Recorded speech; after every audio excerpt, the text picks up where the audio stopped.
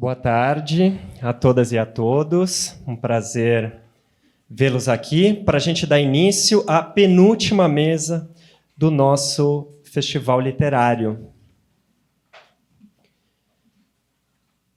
A gente vai ter o prazer de receber nesse palco o psicanalista Christian Dunker e o escritor israelense Ido Geffen. Ainda dá para sonhar? O sonho nasce nas profundezas do sono, mas a realidade insiste em invadir esse espaço íntimo, às vezes na forma de pesadelo. O que sonhavam os judeus no período do Terceiro Reich? O que sonham israelenses e palestinos nas fronteiras entre Cisjordânia, Gaza e Israel? Pesquisadores descobriram que sonhos não apenas expressam uma determinada realidade, como também a subvertem, criando realidades alternativas. A mesa partirá dos sonhos de judeus durante o nazismo, de israelenses e palestinos que vivem próximos às zonas de conflito, para discutir as complexidades da subjetividade humana e seu potencial para a imaginação de um futuro diferente. Essa mesa tem o apoio do Instituto Brasil-Israel. Eu sou Daniel Dweck, co-curador do Festival Literário do Museu Judaico de São Paulo, ao lado da Rita Palmeira, e tenho o prazer de chamar ao palco Christian Dunker e Ido Geffen para uma conversa que será mediada pela professora Ilana Feldman. Por favor. Boa tarde a todas, a todos. É uma enorme alegria estar aqui com vocês para discutir algo que literalmente nos faz sonhar. Gostaria de apresentar Christian Dunker e Ido Geffen, começando pelo Christian, que é psicanalista, professor titular do Instituto de Psicologia da USP, coordenador do Laboratório de Teoria Social, Filosofia e Psicanálise, o LATESFIP, analista, membro do Fórum do Campo Lacaniano e autor de muitos livros, entre eles Estrutura e Constituição da Clínica Psicanalítica, Mal-Estar, Sofrimento e Sintoma, ambos ganhadores do Jabuti, Reinvenção da Intimidade e o mais recente, Lutos Finitos e Infinitos. Christian é também coorganizador da coletânea Sonhos Confinados, fruto de investigação que envolveu vários pesquisadores e universidades sobre o que sonhavam os brasileiros durante a pandemia da Covid-19. Mas antes disso, em 2016, ele contribuiu com o livro Sonhos no Terceiro Reich, de Charlotte Beradt, com o prefácio O Sonho como Ficção e o Despertar do Pesadelo. Christian também esteve em Israel no início de 2020, a convite do IB, o Instituto Brasil-Israel, visita que gerou na ocasião e continua gerando textos, entrevistas e posicionamentos políticos, sempre em favor de um horizonte de esperança em que palestinos e israelenses possam não apenas conviver lado a lado, como possam também sonhar coletivamente. Palmas para o Christian.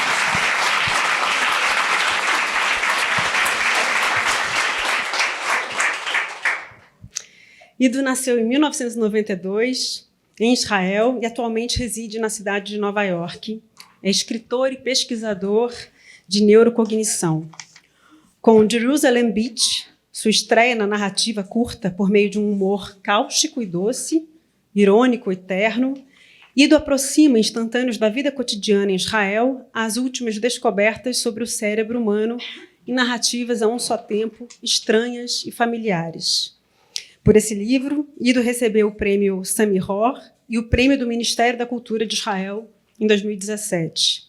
Em 2019, ganhou a Bolsa Pardes da Biblioteca Nacional de Israel para jovens escritores. Seu romance de estreia, Misers Lilienblums Cloud Factory, será publicado pela Astra House em 2024.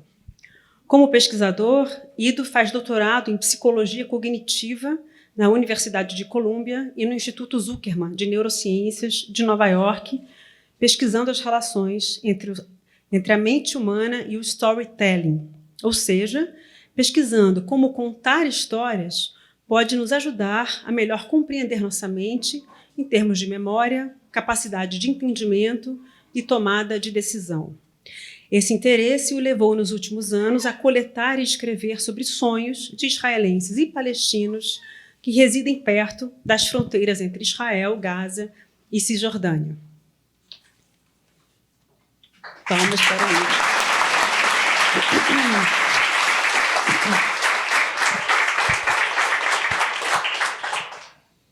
Essas palmas são ótimas, porque dá para respirar assim, né? Bom, preparei um textinho introdutório, espero que eu não me alongue muito, mas me pareceu necessário para a gente poder sistematizar algumas questões em torno dos sonhos e do sonhar. Nós sabemos que os sonhos são feitos de memória, imaginação e desejo, mas também de esquecimento e recalque. Sabemos que os sonhos são experiências intervalares entre o pessoal e o coletivo, o dentro e o fora, o privado e o público, mas também entre o passado e o futuro. Sabemos ainda que os sonhos só existem quando narrados. Como diz o biólogo e neurocientista Siddhartha Ribeiro, sonhar qualquer mamífero sonha. Compartilhar os sonhos para tecer o devir coletivo, somente o ser humano é capaz. Em O Oráculo da Noite, A História e a Ciência do Sonho, livro do Siddhartha Ribeiro, ele afirma que o ato de narrar os sonhos foi fundamental para que nós emergíssemos do Paleolítico, gerando uma explosão de conhecimento nos últimos milhares de anos, e defende a necessidade de voltarmos a sonhar o futuro, pois aquilo que é sonhado não necessariamente acontece, mas sempre modifica o curso do futuro, porque modifica as emoções das pessoas que sonham. Já para o pensador indígena Ailton Krenak, em Sonhos para Adiar o Fim do Mundo, os sonhos não se reduzem à experiência cotidiana de dormir e sonhar, mas abarcam um exercício disciplinado de buscar no sonho as orientações para as escolhas do dia a dia, como uma disciplina de autoconhecimento e prática ética na relação com o mundo e com a natureza. Se precisamos voltar a sonhar o futuro para adiar o fim, se não do mundo mesmo, de nossa própria humanidade, é porque os sonhos e a narração que é possível fazer deles dão testemunho de que a memória é sempre uma construção, uma ficção, em seu sentido mais profundo e etimológico. Ficção como o ato de figurar, dar forma e figura. A memória é uma ilha de edição, dizia o poeta e letrista brasileiro de origem síria, Wally Salomão. É então das brumas sonâmbulas do sono, das profundezas da noite e da neblina, que o sonho, para existir, precisa ser narrado, ser contado.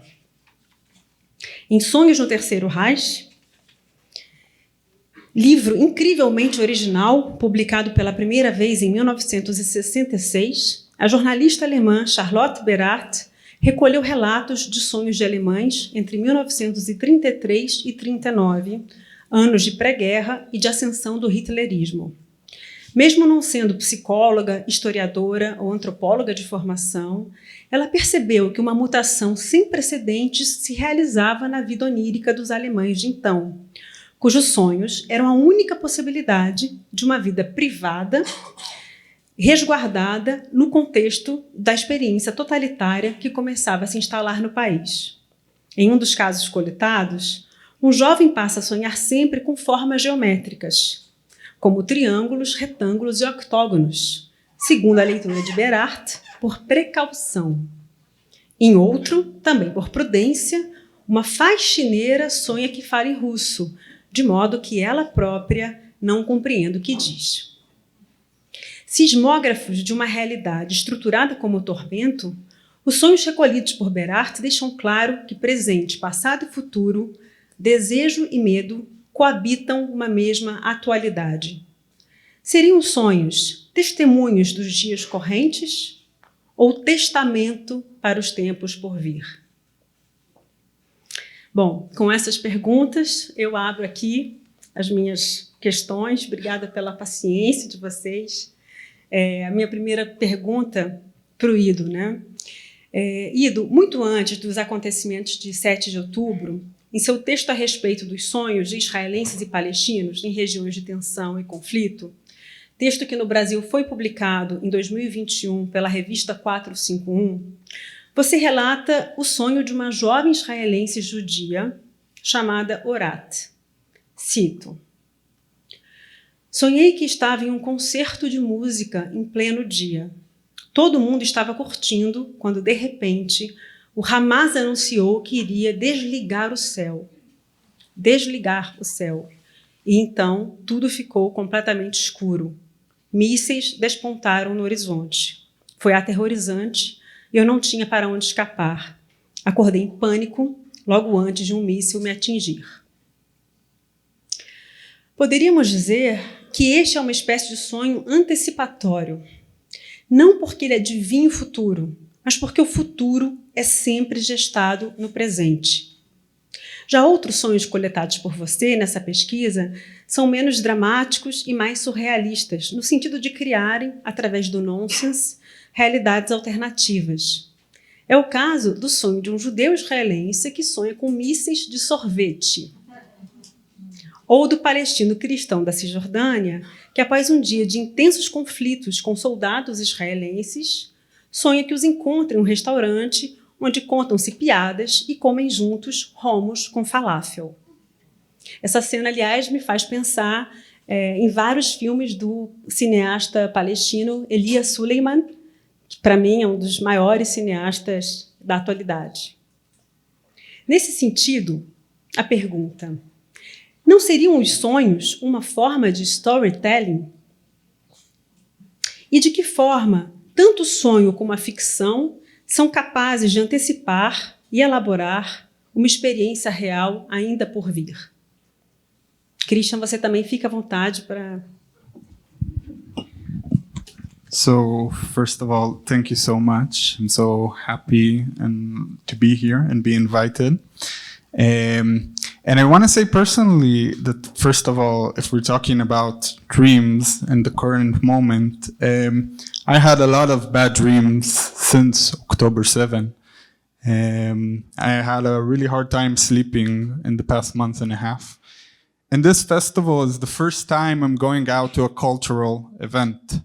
And I just have to say, there's so much, I'm sure a lot of you are experiencing similar feelings, but there's something so amazing in the decision of the museum and the people organizing this festival to choose to do this event and choose art and choose humanity, even as in these very hard times.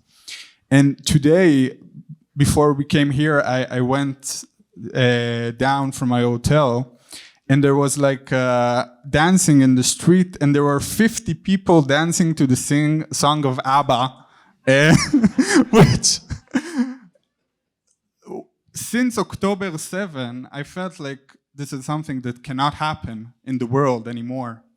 So I just want to thank you by being here and allowing me to see this other reality that for me, it's really healing in that sense. And really, as you mentioned, you told about the dream of Orat that dreamt about being in a music concert. Today, before this event, I looked at the dreams that were in the article, and it's the first time I looked at this dream after October 7. And there was, of course, a concert in Israel in which a lot of people were murdered in October 7 by Hamas. And the feeling that, as you said, the future and the vision of what happens comes with the narrative and the memory with me was really shocking. Like, it's a dream I didn't understand the same way till this moment. And for me, it was really, I don't know, a feeling that I didn't expect. And I think one of the questions, like I come from the research of memory and the brain, and there's a lot of theories about the fact that dreams are a way to just better improve and understand our memory in the world. But none of the theories explain why dreams are in a narrative. We could have just dreams of photos along the day of things that happen. It doesn't explain why we have really interesting stories when we dream. And one of the things I think about a lot is in neuroscience we talk a lot about schemas, about structures in which we are regular to see the world. For example, when you come here to the festival, you knew there's going to be a talk, you knew there's going to be questions in the end. There's a structure of the world in which you imagine what's going to happen. In dreams, it's not like that. Everything breaks down. And I think in that sense, in some ways, it can be a very interesting place that can create another reality. But then again, I feel, I have to admit personally, for the first 2 weeks after October 7, I didn't have the optimistic dreams. I had very traumatic dreams. I talked a lot about with friends that also had the same thing. Now it's a bit, I think the process is getting a bit better, but again, I think the dream, in a sense, is a place where we try to recall and understand and connect between the things that are happening.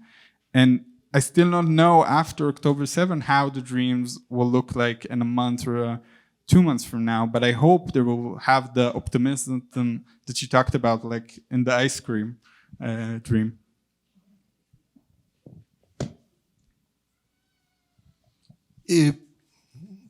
Talvez eu faria um comentário, Eidon, agradecendo a tua presença, a presença de todos que estão aqui hoje e que concorreram para a gente estar conversando nesse momento importante e difícil, né, da história e das nossas histórias, eu diria. E eu te perguntaria o seguinte, assim, complementando ou tentando levar adiante uma coisa que você falou, né, que essa ruptura representada pelo sonho em termos de estrutura do cotidiano, né? O Freud tinha essa ideia de que o desejo ele é um fio que parte do presente, vai ao passado e se projeta ao futuro, né? E o fio é também uma grande imagem para a noção de narrativa, né? A gente entende que há uma história, que ela foi bem contada, quando tem um fio que opera assim no tempo, né? Um fio que organiza e reorganiza as coisas no tempo, né? E a experiência, o que se fala mais comumente sobre o sonho, é que ele é uma experiência no espaço, né? A gente vai para uma outra realidade, a gente está entre a vigília e o sono, a gente não sabe o que é a realidade e o que não é, né? Como é que você pensa essa relação entre o tempo e o espaço, né? Para a gente definir assim, quando é que estamos diante de uma história, quando é que estamos diante de uma narrativa, né? Como que o sonho cria esse fio a partir de fragmentos que, em princípio, não estão juntos nem no tempo, nem no espaço, né? I felt like we talked before, because that's a good question. That's something I think about a lot. My work these days in the university is talking about how order of narratives affect the way we remember stuff. And for example, there's an interesting phenomenon in which when people see movies which are non-linear, like Tarantino movies that start in the middle and then go to the end, and then you have the beginning, when they're asked to talk about what they saw, they talk about it in a linear structure. The movie changes inside the memory. Something changes over there. We have all this time, I think, we're trying to make... We live in a world with so much uncertainty, so much things. There are chaos all around us. We feel it since October 7. And I think in that way, the story, the narrative, is a structure to make sense of things, of creating meaning and stuff. And I think we do it pretty well in our lives, but the dream is exactly as you said, the place where you have this disruption in the way that we create reality, we create sense. We have mechanisms in the brain that don't work during the dreams that help us all the time have this rationale idea of how the world is supposed to work in the dreams. One of the series is that these areas in the frontal areas of the brain are less activated, and then it allows these very weird narratives to seem as if everything is reasonable and okay. And I'm interested from your perspective, from psychoanalysis, like how does the field see that like experience, and how does that affect the way we understand the world? Vou eu, mas você? Você quer complementar? Talvez fosse melhor você falar e depois eu complemento, né?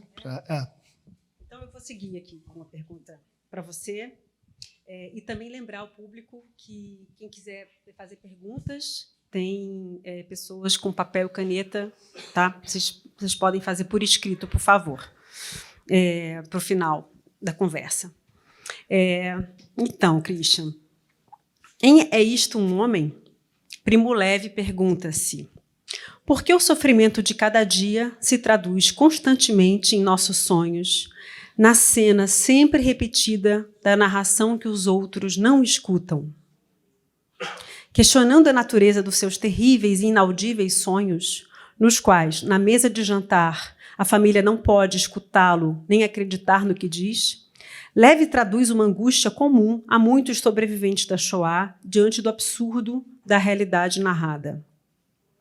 Se existe, então, um abismo entre a experiência traumática e a narração que é possível fazer dela, como também nos lembra Robert Antelme, em A Espécie Humana, outro sobrevivente, seriam os sonhos dos sobreviventes testemunhos desse abismo? Em suas pesquisas, né, e na sua experiência clínica, sobretudo, como os sonhos participam da elaboração do trauma e do trabalho do luto? Puxa, essa vai longe. E eu acho que você está tocando assim um ótimo ponto de vista para a gente estudar os sonhos, né?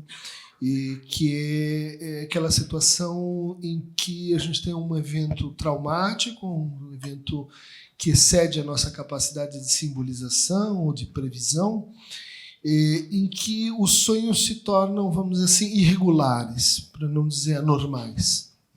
Então, a gente fez uma pesquisa sobre como os brasileiros sonhavam no começo da Covid e, invariavelmente, vinha um resultado assim: olha, alguma coisa aconteceu de estranho, porque eu estou sonhando mais colorido, eu estou sonhando de forma mais realística, eu estou sonhando de forma mais intensa e eu estou sonhando mais, né?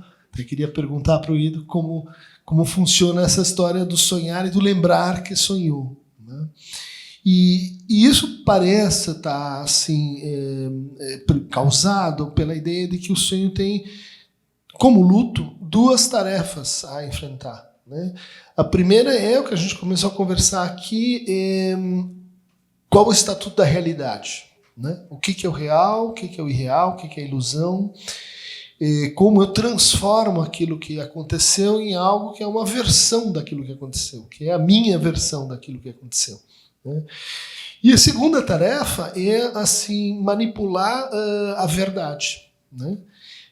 Porque pode ter acontecido uma mentira, pode ter acontecido uma ilusão, pode ter acontecido algo que eu ainda nem sei o que é que aconteceu, né? E para isso a gente mobiliza dispositivos de ficção. Daí essa ideia do Lacan de que a verdade tem estrutura de ficção, porque não porque toda a verdade seria, vamos dizer assim, manipulável, mas porque é preciso estruturas, né, do como ser, da metáfora, dos modos de figuração que você estuda, para a gente conseguir, vamos dizer assim, responder a esse lado da história, né? Situações como os campos de concentração, as situações limites narradas pelo Primo Levi, pelo Sampron, pelo Antelme, elas forçam essas duas dimensões, né? É muito comum a gente escutar assim, olha, eu preciso guardar isso, eu preciso lembrar disso, porque isso é inacreditável. Isso faltam palavras para eu descrever isso. Isso é próprio da natureza, né, da fenomenologia do trauma. Quer dizer, quando faltam palavras, o trabalho do sonho é posto assim no seu limite. Isso significa que, em tese, a pessoa vai acordar. Ela vai acordar angustiada à noite. Mas, às vezes, esse limite do real ele é compensado por um desdobramento da ficção, né? Então, os sonhos que a Charlotte Bernhardt estuda, eles são muito interessantes porque elas vão de 33 a 39, ou seja, no momento que está havendo uma transformação social, uma nazificação da Alemanha, mas onde você não tem abertamente os campos de concentração, as deportações, a Kristallnacht ainda não aconteceu. Então, é como se os sonhos eles fossem também uma espécie de sismógrafo social, né? Eles estão percebendo, né, vibrações, alterações nos movimentos tectônicos que eles não sabem, que a gente não consegue interpretar, que excede nossa capacidade de dizer isso é real, que tipo de verdade que está em jogo nisso. E justamente porque há esse excesso, a gente começa a criar, né, futuros possíveis. E esses futuros possíveis, nesses relatos, eles são incrivelmente premonitórios, né? Você vai dizer, não, mas é porque estavam vendo o futuro? Como você disse na apresentação. Talvez sim, mas talvez porque o futuro seja feito dos nossos desejos presentes, dos nossos impasses presentes, das contradições presentes. Então, aquilo que a gente não está conseguindo elaborar agora vai ter um destino criado pelo sonho, né? Os sonhos, nesse sentido, são uma espécie de máquina no tempo. Eles nos oferecem vários futuros que podem, sim, vir a acontecer. E esses vários futuros são uma maneira, eu acho isso incrível, de suportar o presente. De dizer, olha, então aqui eu acordo e eu consigo reabitar o lugar que eu estou por causa disso, né? Por causa dessa minha invenção. Então, quando você compara os sonhos, vamos dizer assim, pré-catástrofe, com os sonhos dos que participaram das marchas, dos que viveram os campos, a gente vê uma diferença notável, porque os sonhos dos que passaram pelos campos são, em primeiro lugar, sonhos sobre comida, fome, né? A sensação de estar num banho quente, né? E, em segundo lugar, sonhos sobre o indescritível, palavras que faltam, então eu não vou conseguir exprimir, um grito que não sai, né? E, em terceiro lugar, esse sonho que você mencionou, os sonhos de que ninguém vai acreditar. Eu vou contar isso e isso vai ser esquecido, isso vai ser perdido, as pessoas vão se tornar indiferentes. E isso eu acho muito interessante, né? Porque coloca também um futuro do futuro, né? Então a gente tem o pré, depois a gente tem os campos e a gente tem algo que fala sobre o que vai acontecer depois, que é essa, pelo menos do ponto de vista, né, dos alemães, o silêncio. Ele não fala, né? Demoraram 2 gerações, 3 gerações para isso poder ganhar alguma narrativa, né? Poder ser um assunto, né? Então, mesmo os sonhos do momento mais crítico, mais traumático, né, mais impossível, elas criam um futuro possível, né? Não sei o que você...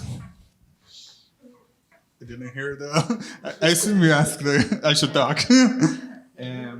Yeah, the thought about dreams as a possible future is really interesting, I think. And again, we know from neuroscience that a lot of the mechanisms that we have for memory are also the same mechanisms in the brain we use when we're imagining the future.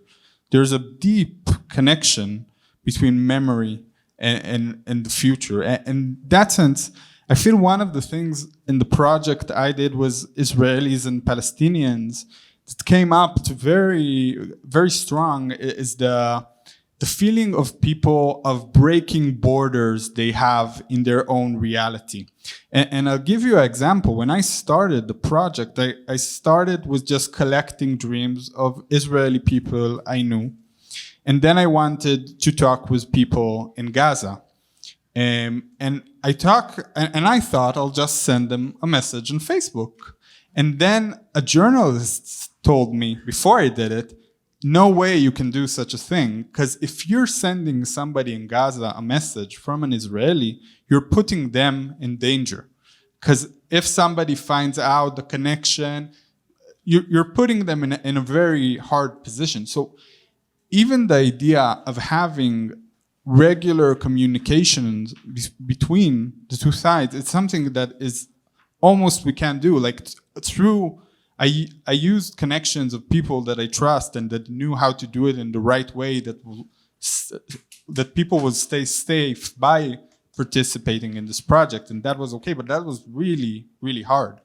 And the things that came up in the dreams were so interesting because a lot of the people dreamt about meeting Israelis or Palestinians. One woman, a Palestinian woman, said she was sent as a spy to Tel Aviv, but then she fell in love with an Israeli. And after a few years, she was more afraid that her mother will find out she has an Israeli boyfriend than she will be caught as a spy. And another woman, an Israeli one, told me that she dreamt about being in the port in Gaza and how beautiful it is and how nice the people are. Now, a lot of the people that talked about these memories, about these dreams, are really, in a sense, also said that they're afraid from the other side. And the dream broke something in that feeling. It made them confused, in a sense, because it really felt like the people in the dream were actually really nice. And then they come up to reality and have this, again, the reality they live in, which is really complicated and hard.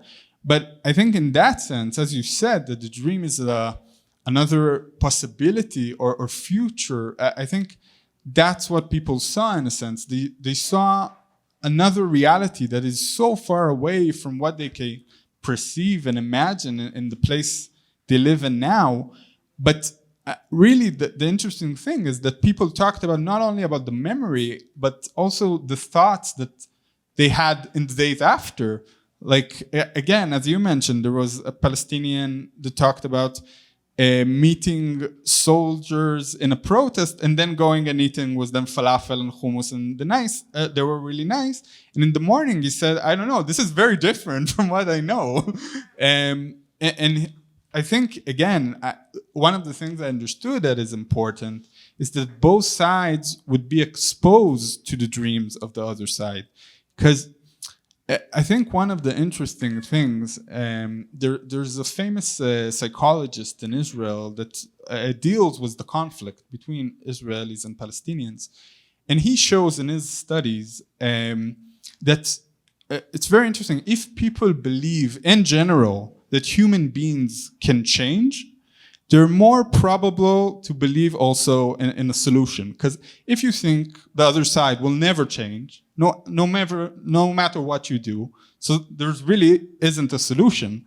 But if you believe in general that humans are creatures that can change their ideas and thoughts about the world, so you have an opportunity to go there and change also reality. And I think the dreams are the place where that can happen. And when we hear about dreams from the other side, we understand that people have those feelings and ideas. And I think that's a glimpse in a way of maybe creating a change through that.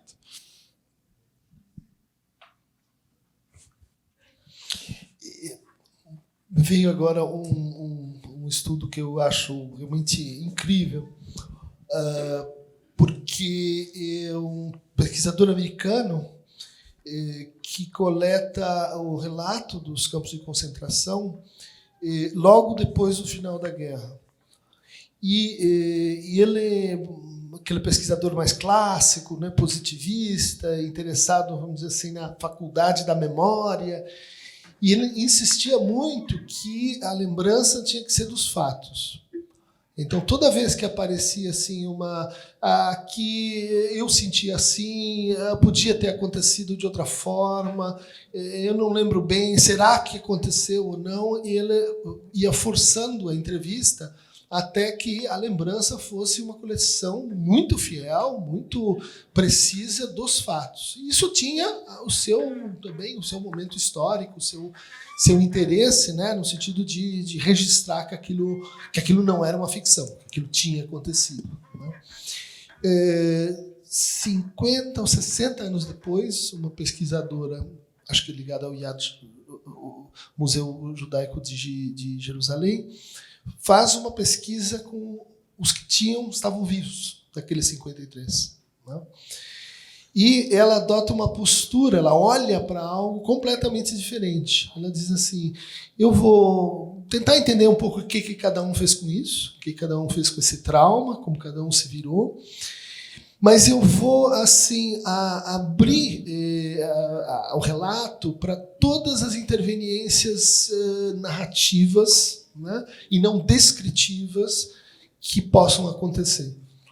Então, naquele momento em que a pessoa lembrava e fazia uma pausa e chorava e dizia, agora eu estou confusa, ela se aprofundava nisso.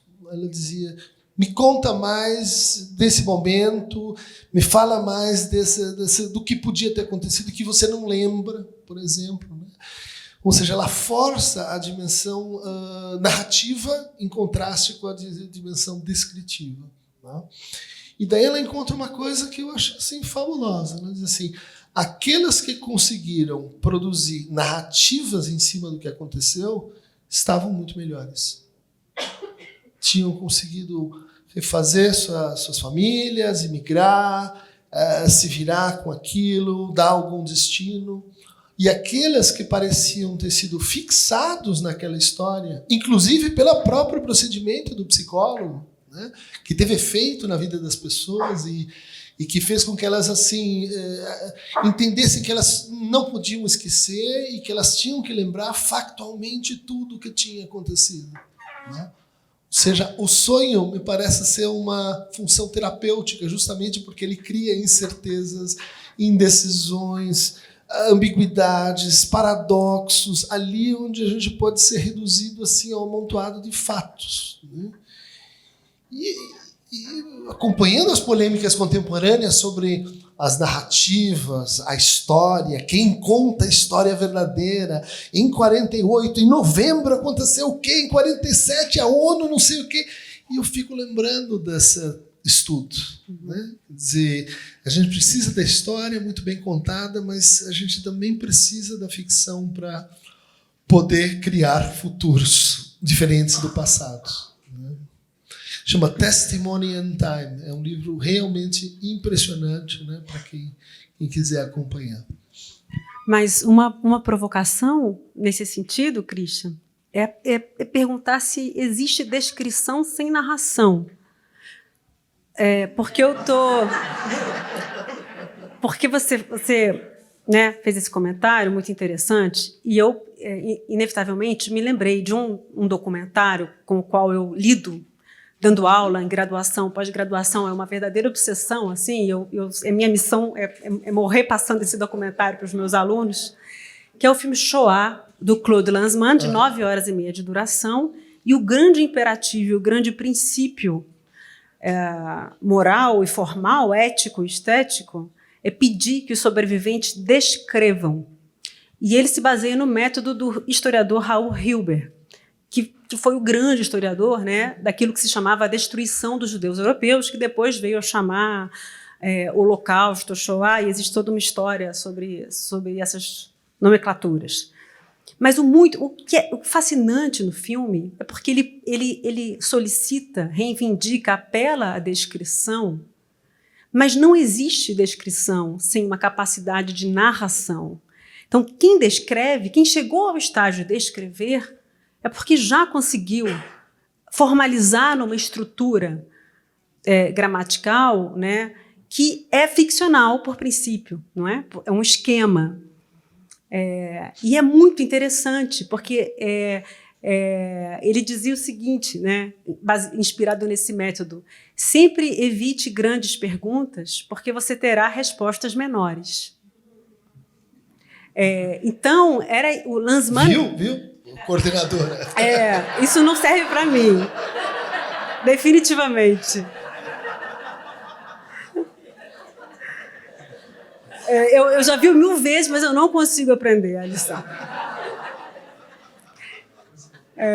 Mas é isso, assim. Então, essa descrição o procedimento é absolutamente extraordinário, porque ele é combinado, ele não se reduz a uma factualidade, e ele é combinado a um trabalho de construção, inclusive construção cinematográfica absolutamente poderosa, né? De linguagem, né? Pensando a linguagem em geral. Você está sugerindo assim, que ele força a descrição para mostrar que ela é impossível, para mostrar que ela, mesmo assim, não consegue se realizar. Sim, mas essa descrição impossível, né, que produz essa aporia, onde ela é inimaginável, é que é preciso imaginar. Na verdade, é um apelo à imaginação, exatamente porque existe esse ponto de impossibilidade. Para responder a pergunta, eu vou convocar o nosso especialista de Colômbia. For me? Okay. I hope I understood the translation completely. But like, if I understand correctly, you're talking about the way that once you talk about like the dream, you structure it and have the narrative that was created, right? Like, in a sense. The difference between discourse and narrative. Yeah. If we can trust this distinction. Yeah. So again, I think that in a sense,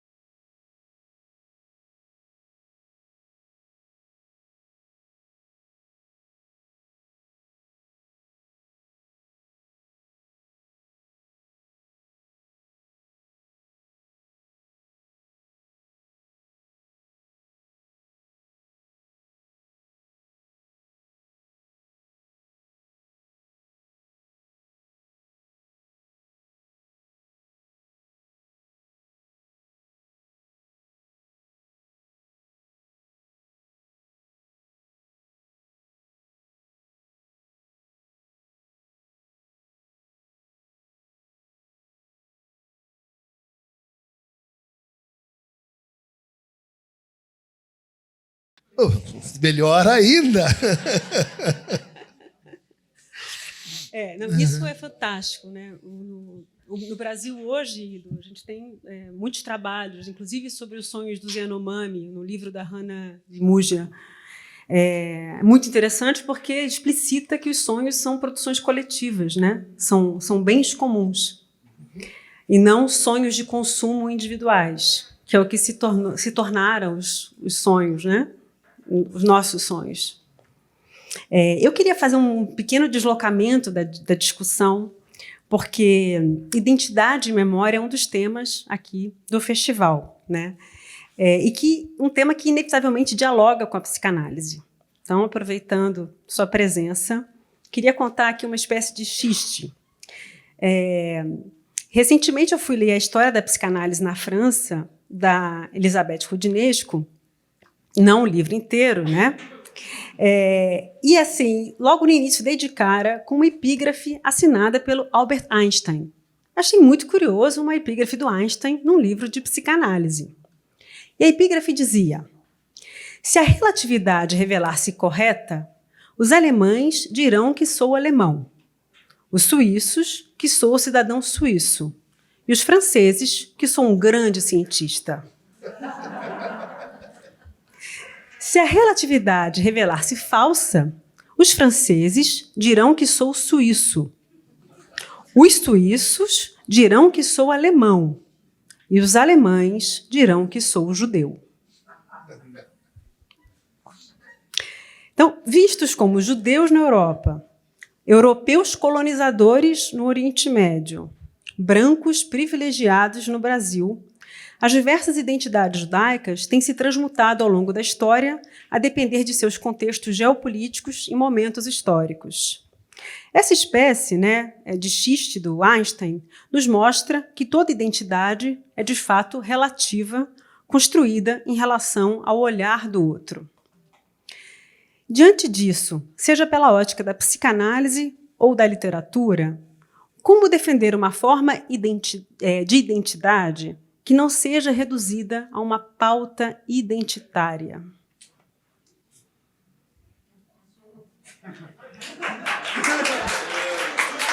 As grandes perguntas que a resposta vem.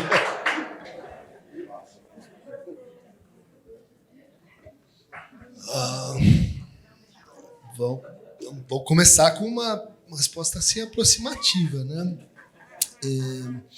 Acho que uma grande contraficção, né? Ou seja, aquilo que acaba aniquilando as ficções, impedindo que a gente pense um mundo com mais contingência, com mais futuros possíveis e também com mais abertura para o passado, né?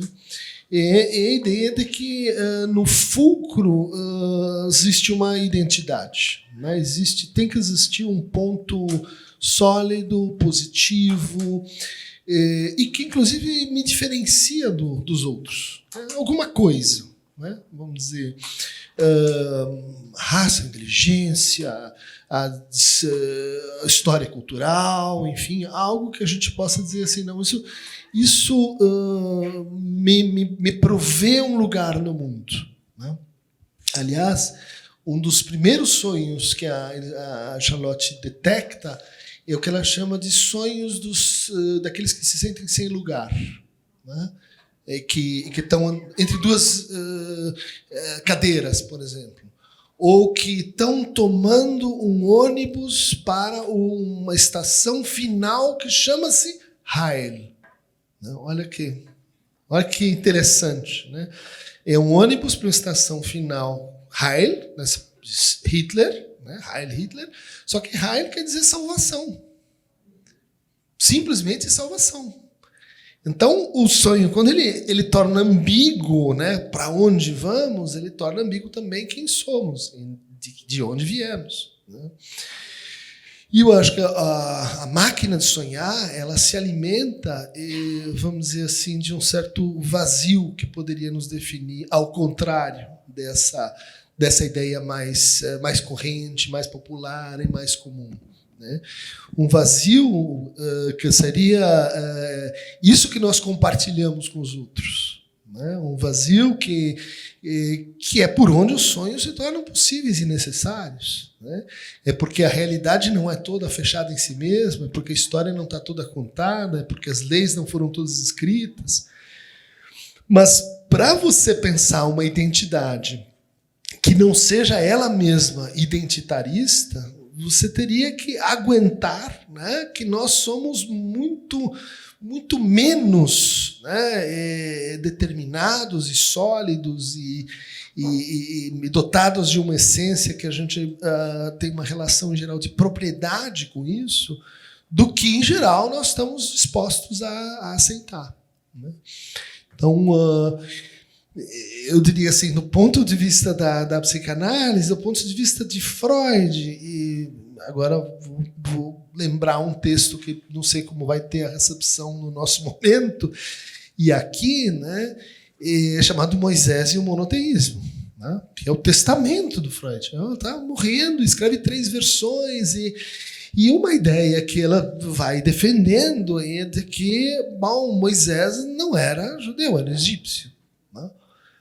Isso pode ser tomado como uma afronta se você disser, não, nós somos nomeados pelo outro, que não é tão incomum assim, mas a ideia, eu acho que fulcral, é que a nossa origem é vazia, né? Quer dizer, ela é indeterminada, né? E por isso a gente pode construir sonhos, e por isso a gente pode fazer alianças, e por isso a gente pode ser algo diferente do que a gente efetivamente é, né?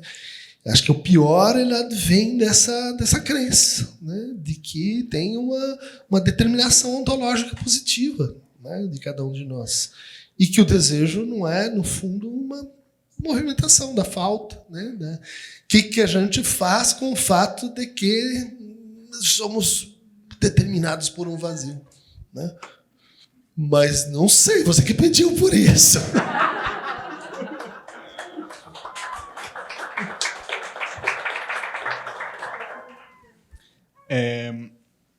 I think in general, we live in an era in which identity is many times reduced to one very specific thing. We feel it, I think, now, again, with what's happening in Israel and in Palestine, and the same that, like, everything, I think a lot of the identities we create now is based on the way we communicate in the world.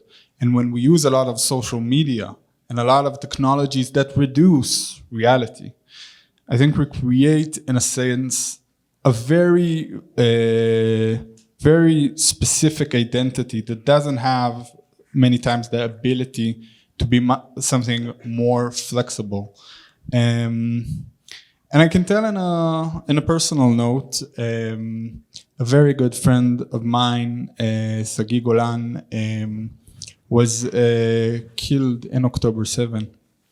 He was in the he was in his house with his boyfriend. They were supposed to get married the week after, and when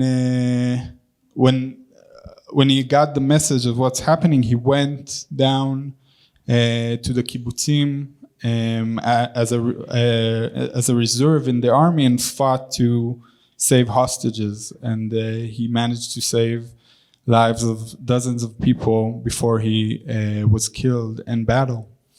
And I went from New York to the funeral, which was a very hard experience. And I remember afterwards, I read a lot about what people wrote about Sagi. And they mentioned a lot of him being a brave soldier, of him protecting people, which was true, he was. But he had a lot of other things in his identity that didn't go through the media, through the things that happen.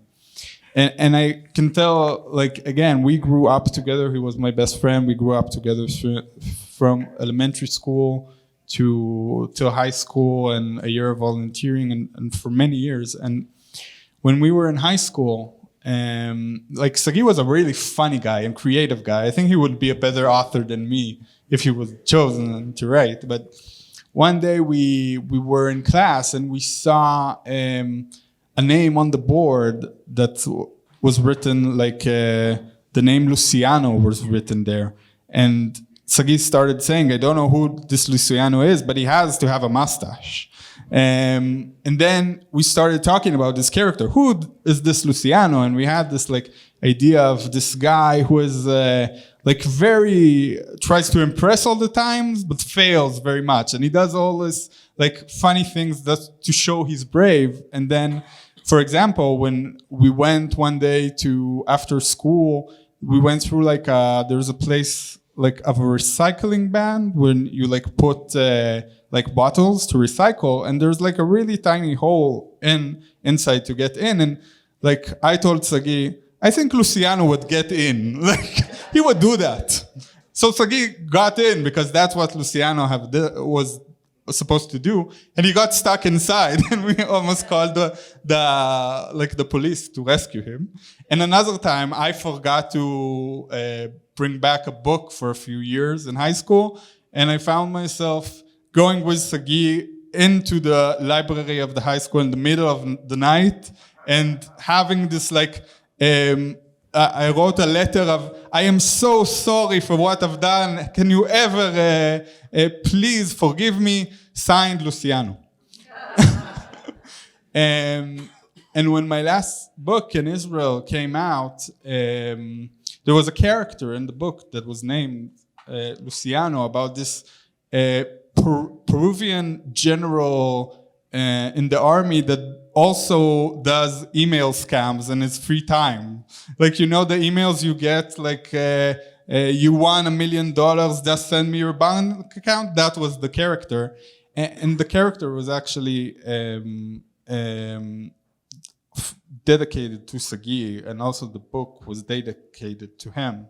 The dedication in the book was to General Luciano III for adventures that we can't speak about. And again, if I think about identity and about the world where we're living in, I think the only way forward is through complexity and through understanding the layers in which humans have on both sides, and reducing it to only one very, very clear narrative, I think, doesn't enable us to change. And I think that's also part of, it's a problem in the politics we have today, and the way that people have a very clear understanding who is right and who is wrong. And again, I think the only way to create a better reality is by expanding it, but creating other possibilities, as we do in the dreams, as we do with thinking about memories, enjoying art, and really reflecting about our lives. And again, that's why I think also places like these are so important, because we can have these conversations, very deep conversations, which we couldn't do on Twitter. Maybe, I don't think so. But when I think we expand our identity and allow place for uncertainty, we also enable places for change and maybe create a better future.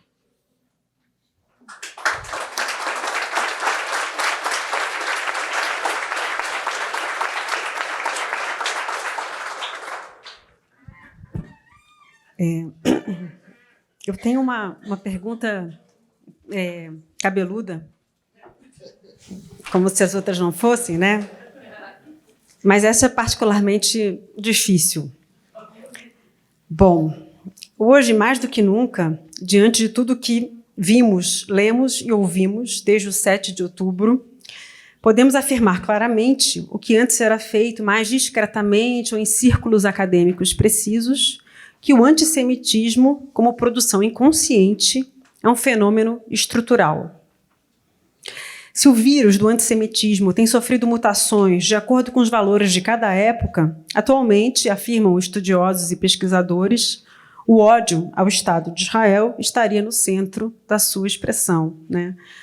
Estou dizendo ódio, não estou dizendo crítica. Todo ódio também irracional, né? Então, sendo o antissemitismo em particular e o racismo em geral, né, incluindo aí também a islamofobia, um fenômeno inconsciente e irracional, é possível combatê-lo? E quais recursos, que antídotos a literatura e a psicanálise, irmanadas como a arte da palavra e saber do inconsciente, poderiam nos trazer nesse sentido?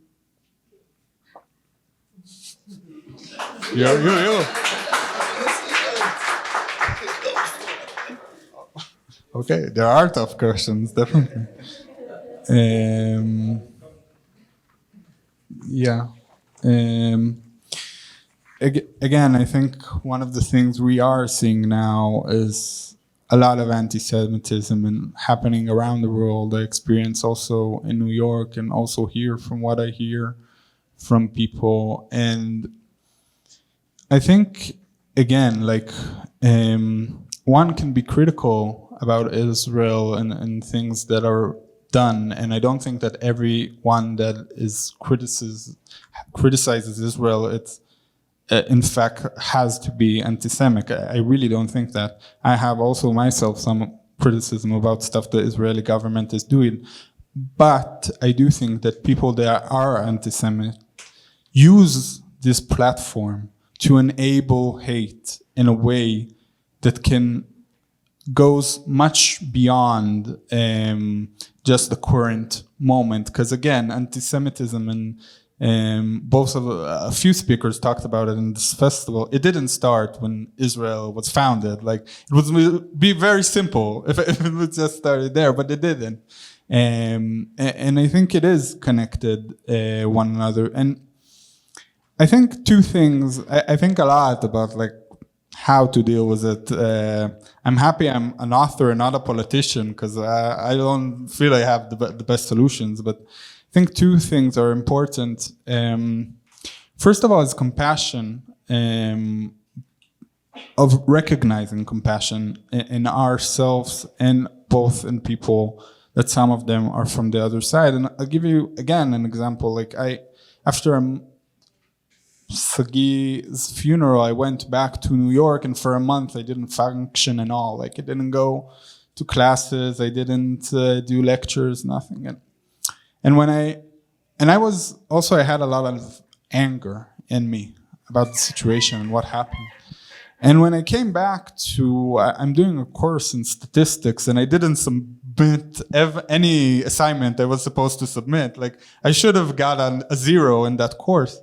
And I got back, and the professor in the end of the class came to me, and I was sure he's gonna say what's up with my assignments, but he knew about what happened, and he just said, and he sat next to me, and he said, "Listen, I don't know a lot about Israel. I know one thing. When I was a young man, a lot of my friends would go to the kibbutzim in Israel, and they would say they're the most nicest people in the world. And when I heard what happened to them, I also felt it was so painful for me. And I can't imagine how painful is it for you. And just recognizing my pain, I felt somebody saw me and somebody understood my situation. And again, I think there's so much in the way we talk today in social media that doesn't recognize the pain. I think, again, I can't personally understand why would somebody take a poster of a hostage, even if you have all the criticism in the world. You can put a poster next to it pro-Palestine, but don't rip the sign, don't rip the pain of another human being that is there. I think that's a fundamental understanding of going forward also. I think a lot of the people who are talking about political solutions, I think are not helping the political solutions, because when they don't see the pain of the Israeli side or pain in the Palestinian side of civilians. I'm not talking about Hamas, which I also in Israeli feel that it's not something that we can deal with or talk with.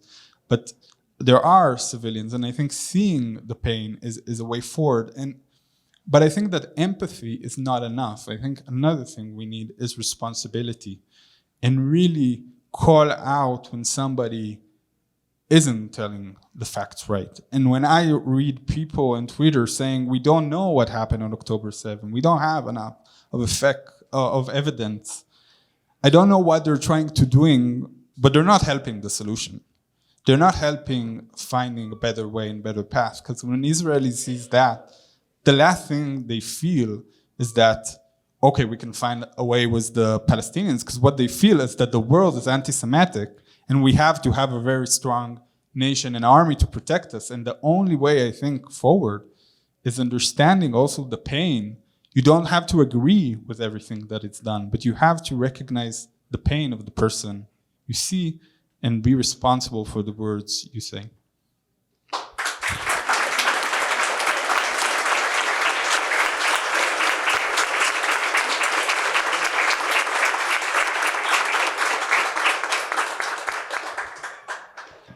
Eu vou concordar perfeitamente com o que o Ido colocou, de que a empatia não é suficiente e que é decisiva uma certa experiência com a dor do outro que envolva e convoque uma implicação, uma responsabilidade transformativa. Acho que isso tem toda a relação com o sonho, porque significa que o nosso encontro ele produz um ponto possível, né? Ele produz um futuro comum com o qual estaremos comprometidos, né? E daí meu interesse, vamos dizer assim, de como a gente combate, como a gente supera, como a gente enfrenta o antissemitismo, né? E uma das mais incríveis experiências que eu tive nessa direção foi uma noite, Michel Kerman estava lá, na fronteira entre Ramallah, Cisjordânia e Israel, e era uma casinha, não tinha mais do que esse tamanho, era assim meio descampado à noite, e ali se reuniam palestinos e israelenses para conversar, né? E era uma experiência incrível, porque cada qual falava de histórias difíceis, envolvendo violência, envolvendo morte, envolvendo assim um passado de sangue, mas também falava do presente em que foi ficando claro para mim uma situação que eu acho que a gente tem um paralelo, mas é um paralelo assim meio opaco com o Brasil, com outros lugares, né? Onde a gente tinha assim relatos de vizinhos que moram um do lado do outro e há 40 anos não trocam uma palavra. Isso me parece ser assim um fermento, né, a situação explosiva para o antissemitismo, para a impossibilidade de qualquer futuro possível comum, né? A gente acha que isso é uma coisa simples. Põe as pessoas juntas e uma palavra vai surgir. Não é. Não é. E essa experiência dessa pequena ONG no interior da Israel e Palestina me mostrou como isso é incipiente ainda hoje, né? Para a situação que a gente tem, é muito pouco, né?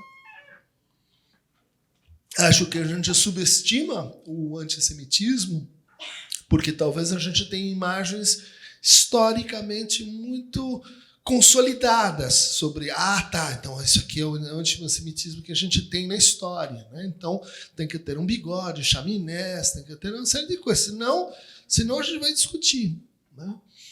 Eu tive recentemente uma discussão, né, promovida pelo IBE, onde defendi publicamente que é preciso enfrentar, não sei como você vê, enfim, peço consideração para a plateia, mas é preciso enfrentar a retirada de Bibi do poder. Me parece que essa é uma situação imediata, é uma tarefa. Como a gente faz para que saia o cara? E a gente pode discutir em nível metapolítico, o que vem depois, o que vem antes, o que veio, né, historicamente, mas a gente já tem um discurso que ele há 20 anos, e defendi que Oslo é um ponto importante, não pelo que ficou decidido ou não ali, mas pelo fato de que Ali houve um encontro de palavra. Ah, não cumpriu, cumpriu, mas ali a gente tinha a palavra. E acho que temos numa situação que precisamos sair de muros e voltar para a palavra. Alguma forma de palavra. E a literatura, e os sonhos, e tudo que pudesse ser alocado nesse sentido, é decisivo para esse retorno. Não? Agora, do que vive, né, Netanyahu? E por que isso acontece? Me parece que isso foi se prosperando porque é, no fundo, um discurso sobre o outro violento que vai nos atacar. Então, a gente tem que se defender. Ou seja, para a gente se defender, bom, militariza. É para militarizar, então eu vou deixando de falar com o outro. Eu vou supondo que o outro ele é mentiroso, o outro ele não vai cumprir regras. E isso começa a se tornar, assim, recíproco, né, de todos os envolvidos.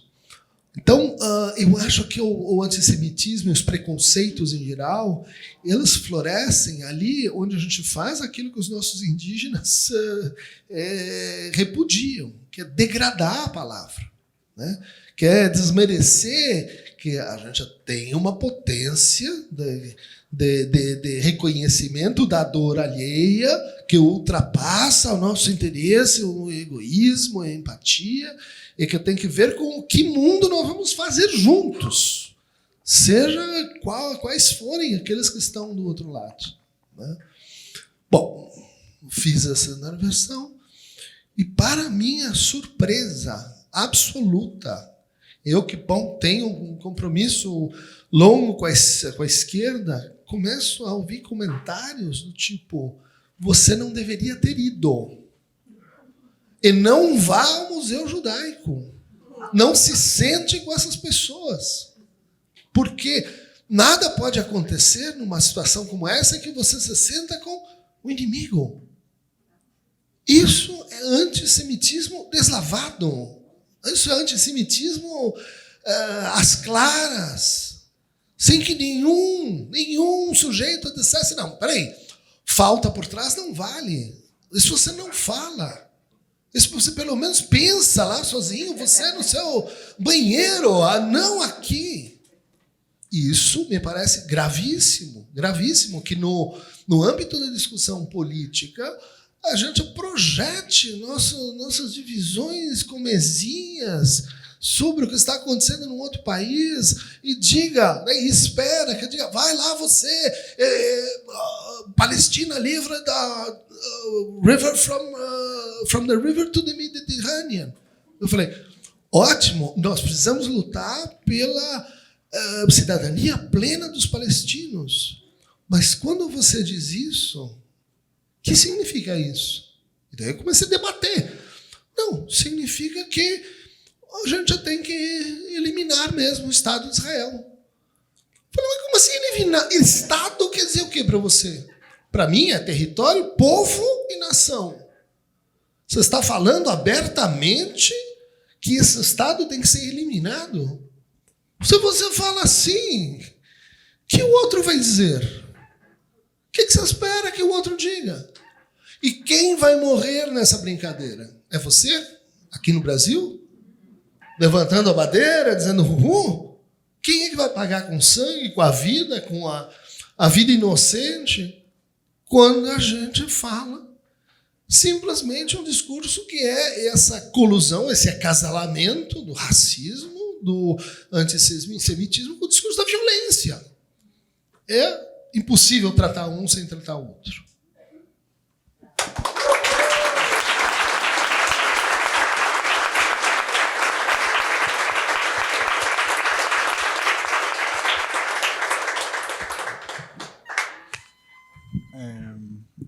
First of all, really, it's really interesting to hear that, and also I feel like, again, it's supposed to be completely regular that you are here, and still there is something brave about being here and saying that stand. So I think it's so important because, again, this allows the ability to have a conversation and to have, and again, there were speakers that talked yesterday, Louis and David, that talked brilliantly about the idea of how today there's something in in the politics and the left that creates this very distinctions, right and wrong, and people who are rivals become enemies.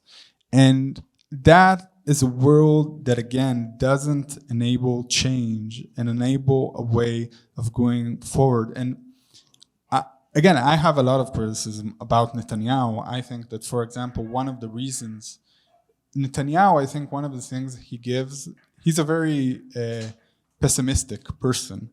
But in many ways, I think for people that gives a lot of the times comfort, because, okay, everything is bad, but there's somebody strong that knows what to do, and he'll make sure everything is right.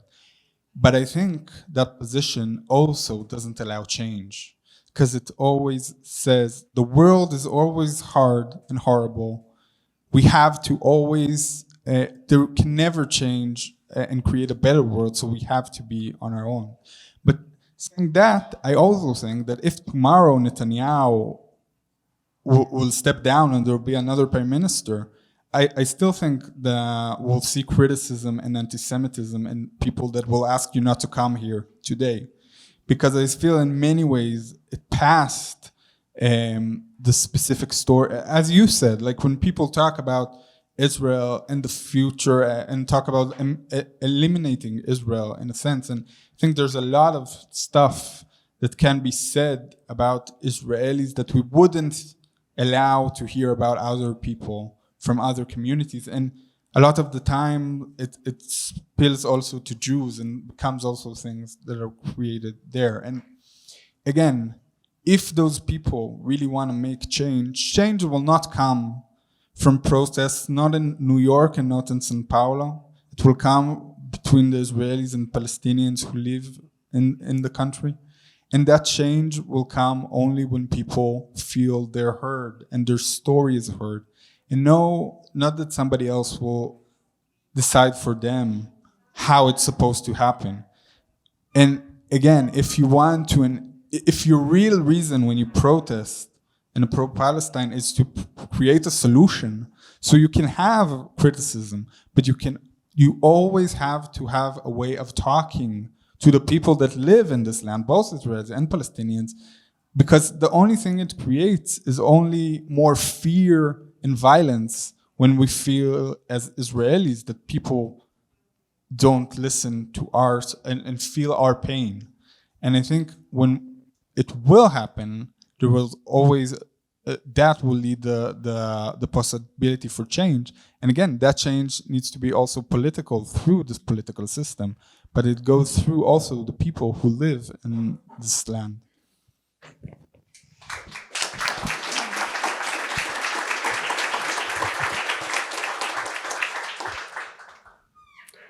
Bom, a gente vai precisar encerrar. Eu lamento muito, a discussão está maravilhosa. Eu lamento muito a quem fez perguntas. Desculpem, não houve tempo para transmiti-las. Eu queria só pontuar nesse encerramento, né, que eu acho que tocamos em um ponto fundamental, que é ultrapassar a ideia da empatia, né, porque não é possível se colocar no lugar do outro, mimetizando, reforçando essa dimensão identitária e, inclusive, egóica da empatia, né? O que é preciso é reconhecer o outro dentro de um outro regime de emoções, de sentimentos, né? Que pode ser alargado com palavras e com sonhos. E esses sonhos precisam se encontrar. Muito obrigada, Cristian. Posso? Pode, claro. Fazer um complemento. Há mais de 30 anos, eu tinha uns 23, eu esteve presente nesse lugar. Né? Nesse exato lugar. Não era assim, era escuro, era uma quinta ou, sei lá, sábado, 11 da noite. E um amigo meu disse: Cris, você gosta dessas coisas de zoar e cabala? A gente vai fazer um curso, mas é um curso só para assim, aquelas que gostam mesmo da coisa, e vai ter um rabino que vai falar, e vai ser lá, e a gente vai se encontrar, e você vai com a gente. E eu vim. Eu estava aqui, eu tinha velas, um rabino explicando que cada nome na Torá tem um número, e o número se relaciona com isso, com aquilo. É uma coisa incrível, assim, né? Meio bruxuleante.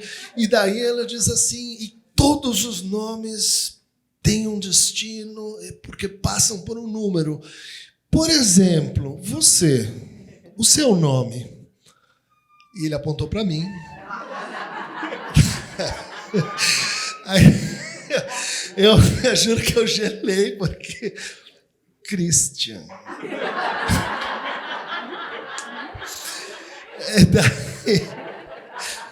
E ela falou... O próximo, por favor. O seu...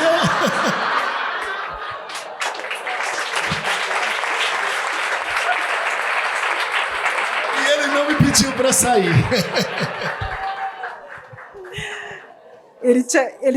Meus agradecimentos. E ele não me pediu para sair, ela deixou que eu ficasse. Ele te reconheceu. E esse foi simplesmente o seu primeiro cancelamento. Gente, eu não posso deixar aqui de agradecer as intérpretes de Libras, Miri Silva,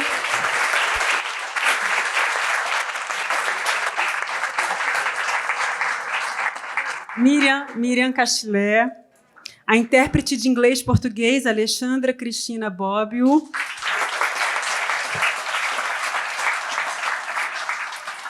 ao Instituto Brasil-Israel, que apoia a mesa, e convidá-las a todos e todas para a próxima mesa com as cantoras Fortuna e Açucena. Obrigada, Ido. Obrigada, Christian.